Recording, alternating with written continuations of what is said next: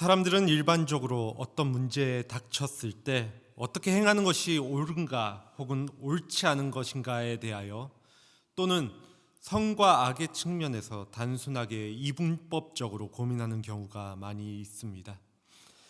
그런데 대부분의 문제의 상황들은 어떤 것이 옳은가 혹은 옳지 않은가가 명확하지 않은 경우도 많고, 오히려 어떤 것이 최선인가 또는 본질에 관한 문제가 더 많은 듯 합니다.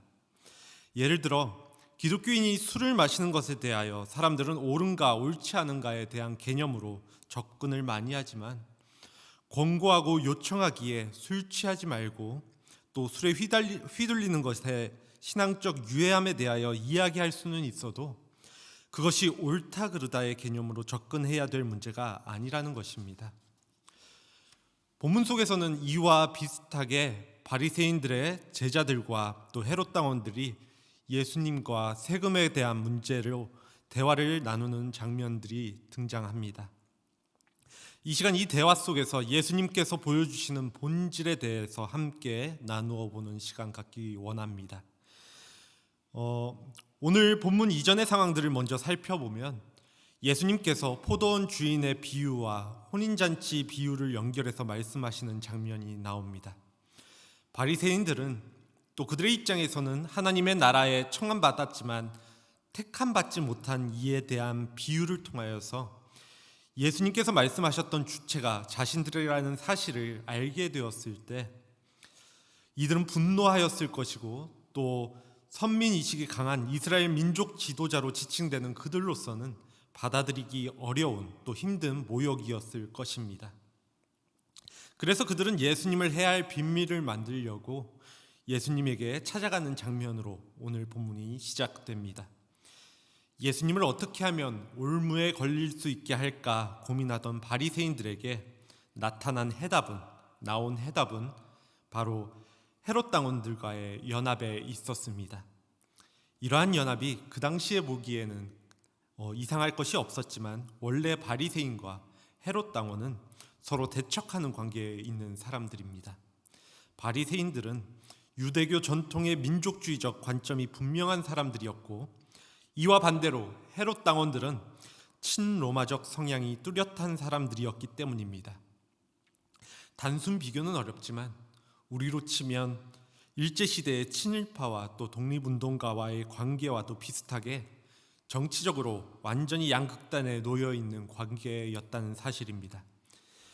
그런데 예수님을 올무에 빠뜨리기 위해서 서로 연합하기 어려운 이 두 그룹이 협력하게 된 것입니다.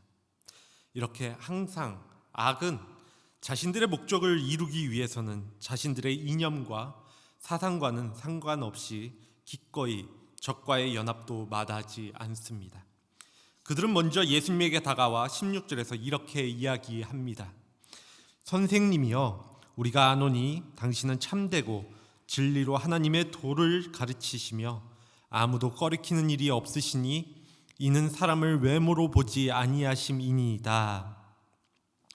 선생님이여로 시작하는 그들의 말은 그럴듯하게 예수님을 치켜 세워주는 듯하게 보입니다. 우리는 선생님이 진실하신 분으로서 사람을 겉모양으로 판단하지 않기 때문에 아무도 꺼리끼지 않고 하나님의 진리를 참되게 가르치시는 줄을 압니다. 요즘 말로 비행기를 태우면서 자신들의 의도는 순수한 것이니 그러기에 이후의 질문에 대하여 분명한 대답을 요청하는 취지입니다. 이렇게 그들은 예수님에게 매우 호의적으로 말을 걸면서 실제로는 그들이 예수를 공경에 처하게 만들기 위한 회심의 질문 또 공격을 하게 됩니다. 17절입니다. 그러면 당신의 생각에는 어떠한지 우리에게 이르소서. 가이사에게 세금을 바치는 것이 옳으니까 옳지 아니하니까 하니, 가이사에게 세금을 바치는 것이 옳습니까? 옳지 않습니까? 라는 이들의 질문의 방식은 매우 진지한 것 같지만 실제로는 매우 영악하고 또 교활하기까지 합니다. 이 질문이 교활한 올무인 이유는 어떠한 대답을 하더라도 시비거리가 된다는 데 있습니다. 로마에 내는 세금에 있어서 이에 동의한다는 것은 바리새인들의 입장에서는 결국 로마 황제를 신의 아들로 인정하는 일이었기에 율법에도 어긋나고 자신들의 신앙에도 어긋나는, 또 그렇기에 부정적인 입장을 갖고 있는 사람들이었습니다. 반대로 헤롯 당원들은 로마로부터 받은 자신들의 권력을 유지하기 위해서 로마에 내는 세금에 대하여 찬성하는 입장이었습니다. 이렇게 세금에 대한 문제는 신앙과 정치적인 이해 타산이 극명하게 갈리는 민감한 문제였기 때문에 어떠한 자세를 취하든지 로마 정부와 율법과의 갈등은 피할 수 없는 문제였다는 것입니다. 가이사에게 세금을 내야 한다고 대답하면 이스라엘 바리새인의 표적이 되어 로마의 권위를 인정한다는 비난을 받게 되며 이스라엘 사람들에게 예수는 선지자라는 이름에 합당하지 않는다고 불신을 받게 되었을 것입니다. 반대로 예수님께서 세금을 내지 말아야 한다고 대답하면 헤롯 땅의 표적이 되어 당시 로마의 실정법을 어긴다는 비난을 받게 되고 로마 관리들에게 예수를 시험한 혁명가로 고소하는 데 근거가 되었을 것입니다. 바리새인들이 노린 것은 바로 이것입니다. 예수를 진퇴양난에 빠지게 함으로써 예수님의 위치를 허물어버릴 수 있는 기회를 포착하게 하려는 게 그들의 노림수였습니다. 지금은 우리에게 이러한 문제가 있다면 세금은 당연히 국가에 내는 것이지라고 생각할 수 있지만 그 당시 이 세금의 문제는 지금 시대와는 다르게 조금은 심각한 현안이었습니다. 역사학자들의 연구에 의하면 AD 6년에 갈릴리 지역에서 로마 정권에 세금을 내지 말자는 운동이 강력하게 일어났으며 이것이 결국 무력투쟁까지 발전하게 되었다고 합니다. 당시 로마 정권은 식민지의 문화와 종교는 완전하게 보장했지만 로마 체제를 흔드는 것만은 용납하지 않았습니다. 그러기에 정권이 유지되기 위해서 가장 중요한 세금을 거부하는 행위에 대해서는 그들은 철저하게 다스렸던 것입니다. 그래서 로마 정부는 당연히 정규군을 파병해서 갈릴리 무장 세력을 제압했습니다. 이처럼 유대인들에게 이 세금의 문제는 민감한 사항이었다는 것입니다. 다른 민족도 아니고 스스로 하나님의 선택된 민족이라고 자처하는 유대인들의 이방인 정부에 세금을 낸다는 사실은 얼마나 수치스럽게 생각했을지는 너무나도 자명한 또 분명한 일일 것입니다.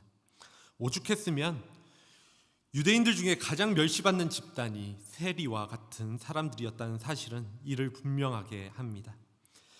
유대인들은 특히나 민족주의자들에게 세리는 그야말로 반민족주의자 또 매국노와 같은 사람들이었다는 것입니다. 이러한 상황에서 그들의 질문에 예수님이 어떠한 대답을 하는지에 따라서 예수님에 대한 판단이 이루어지는 상황이었던 것입니다. 이런 경우 많은 사람들은 굉장히 난처하게 느낄 것입니다. 속이 뻔히 들여다보이는 질문에 대해서 어느 쪽으로 대답해도 좋은 결과를 이끌어내지는 못하기 때문입니다. 그런데 오늘 본문에서는 이러한 바리새인들의 속셈을 예수님이 알아채셨다고 말씀합니다. 그리고 그들의 악함을 아시고 이르시되 외식하는 자들아 어찌하여 나를 시험하느냐 말씀하십니다. 그러면서 가이사에게 세금 낼 돈을 내게 보이라 하시며 그들이 가져온 로마 화폐인 데나리온을 가지고 여기 있는 형상과 글이 누구의 것이냐 질문하십니다. 21절에서 그들은 그것이 가이사의 것이라고 대답을 합니다. 당시 로마 화폐를 발행하면서 황제의 초상과 이름을 새겼는데 그 당시의 황제가 티베리우스 가이사였습니다. 그렇기에 은하의 뒷면에는 가이사의 어머니 리비아가 평화의 여신의 모습으로 주조되어 있었으며 앞면에는 가이사의 두상과 함께 신적인 아우구스도의 아들 디베리우스 가이사라는 글씨가 새겨져 있었습니다. 이것은 그 화폐를 사용하는 지역과 사람들이 황제의 통치 아래에 있다는 것과 그러므로 그들은 황제에게 세금을 바쳐야 할 의무를 지니고 있다는 것을 의미하는 것입니다. 앞서 말씀드린 것처럼 대다수의 유대인들은 로마 황제를 인정하고 그에게 세금을 바치는 것을 이스라엘의 진정한 통치자이신 하나님께 대한 모독이라고 생각했기 때문에 이 화폐를 평상시에는 잘 사용하지도 않았고 또 성전에 가지고 들어가지도 않았습니다. 그러나 예수님에게 질문을 던진 이들이 예수님께 데나리온 하나를 가져왔다는 것은 이러한 로마 화폐인 데나리온을 가지고 다녔으며 그것을 사용하고 있었음을 의미합니다. 다시 말해 그것은 이미 예수님께 질문을 던진 이들이 로마의 지배를 받고 있었으며 로마의 세금을 내는 것을 받아들이고 있었다는 것을 의미한다는 것입니다. 이렇게 그들이 실제로는 악함을 아신 예수님은 21절 후반부에 오늘 본문의 핵심인 가이사의 것은 가이사에게 돌리고 하나님의 것은 하나님께 돌려라 라고 말씀을 하십니다. 사람들은 예수님의 이 대답을 여러 가지로 해석을 합니다. 빠져나갈 구멍이 없을 것 같은 질문을 전혀 다른 방식으로 해결한 걸 보면서 사람들은 예수님이 참 지혜롭다고 생각할지도 모르겠습니다. 물론 예수님은 진리를 근원의 차원에서 접근하고 있으시기 때문에 주변 사람들이 아무리 흠집을 찾아보려 해도 그것을 원칙적으로 또 원천적으로는 찾기는 불가능했을 것입니다. 그런데 이것은 단순히 지혜 있는 것과는 조금 다른 차원의 것입니다. 단순히 보면 이 말씀이 가이사의 것과 하나님의 것을 구분하여 드리라는 말처럼 또 보이기도 합니다. 그래서 세상과 교회, 세속적인 것과 거룩한 것을 구별하라는 의미로 설교되어지는 경우도 많이 있었던 것도 사실입니다. 특히 황제와 교황이 양극체제로 발전해온 유럽에서는 국가에 내는 세금과 또 교회의 헌금이 서로 간섭하지 않는 방식으로 발전을 해왔는데 아마 여기서 이 구절이 매우 유용하게 사용되었을 것이라고 생각을 합니다. 실제로 마틴 루터는 두 왕국론을 이야기하면서 이것은 가이사와 하나님을, 더 정확히 말하면 세속 질서와 영적인 질서를 완전하게 이원론적으로 구분해야 한다고 주장을 합니다. 대다수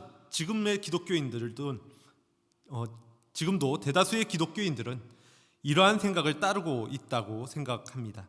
세상과 교회는 이원론적으로 구분되어 있으니까 서로 간섭하지 말고 자기의 영역에서 충실하면 된다는 생각이 바로 그것입니다.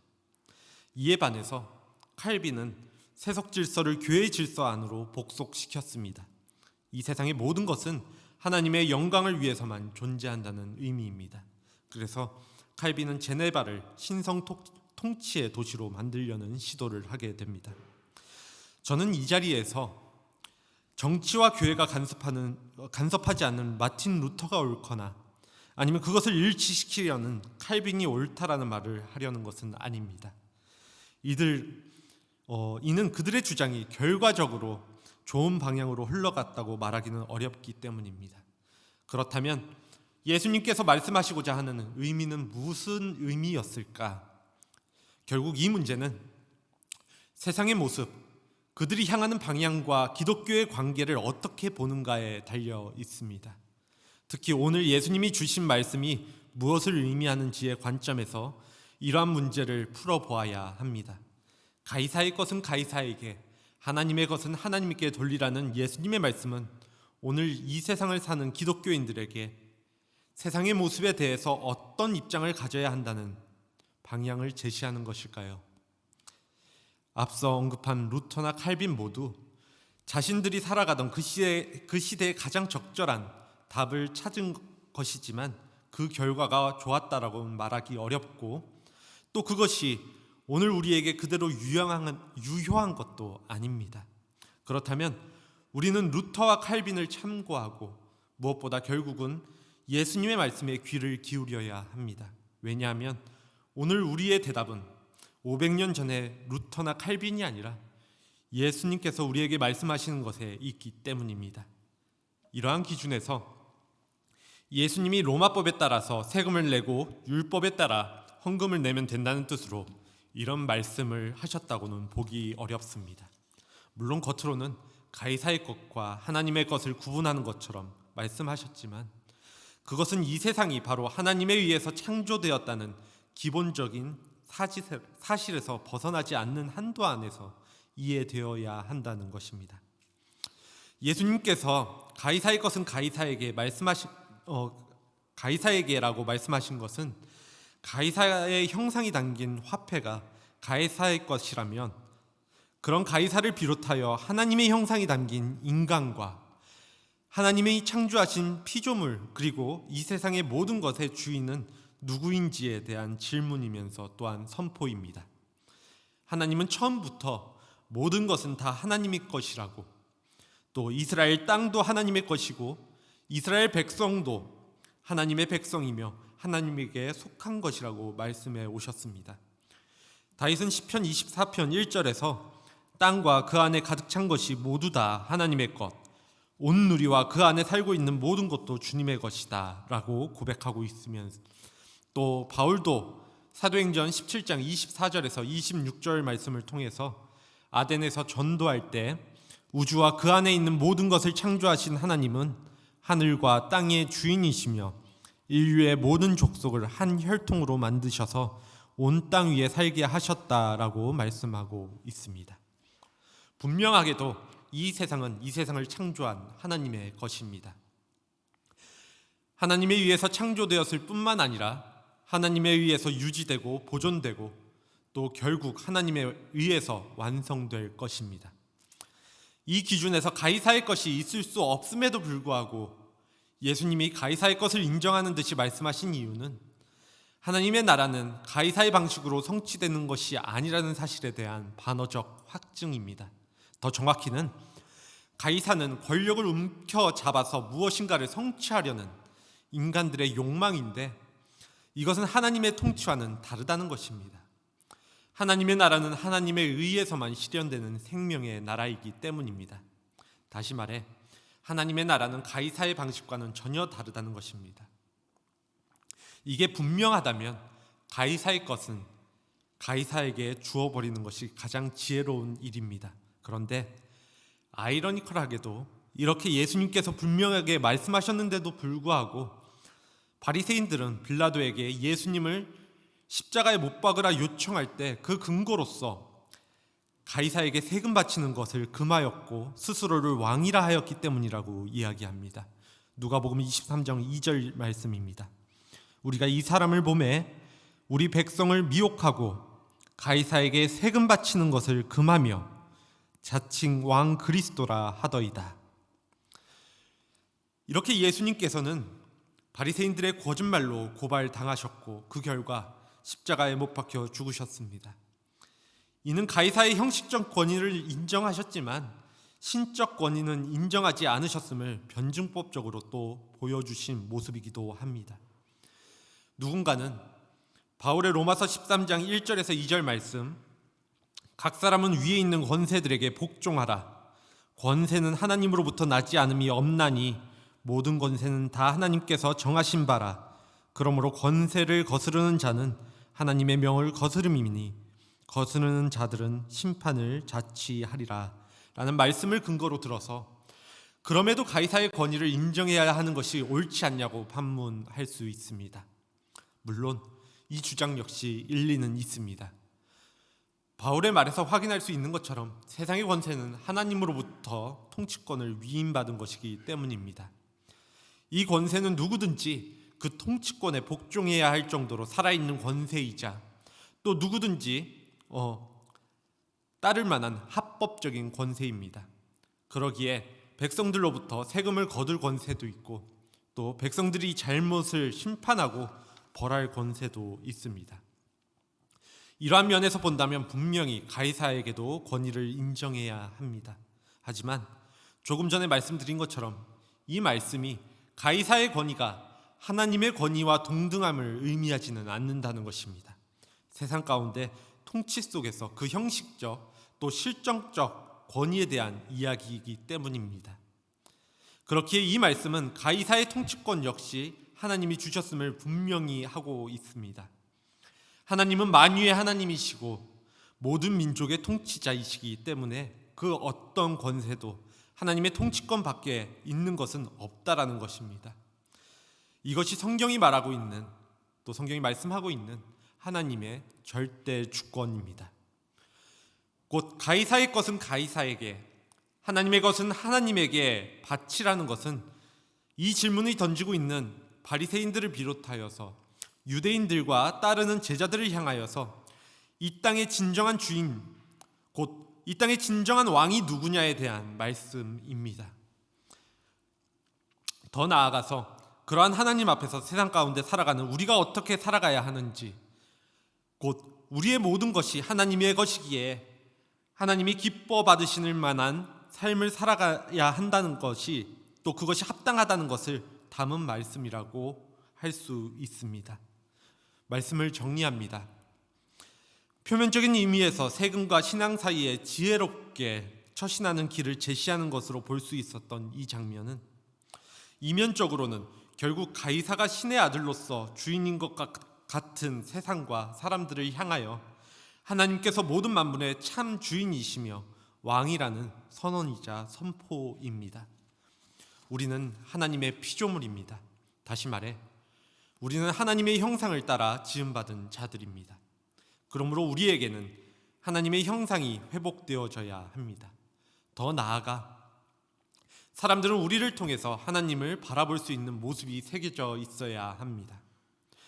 이는 우리가 살아가는 모습, 삶의 모습이 다른 믿지 않는 이들에게 하나님이 보여주신 모습으로 나타나야 한다는 것입니다. 그리고 이것은 우리가 하나님의 것이기 때문에 그렇습니다. 2000년 전 예수님께 질문했던 바리새인들은 여전히 지금 같은 질문을 우리에게 던지고 있습니다.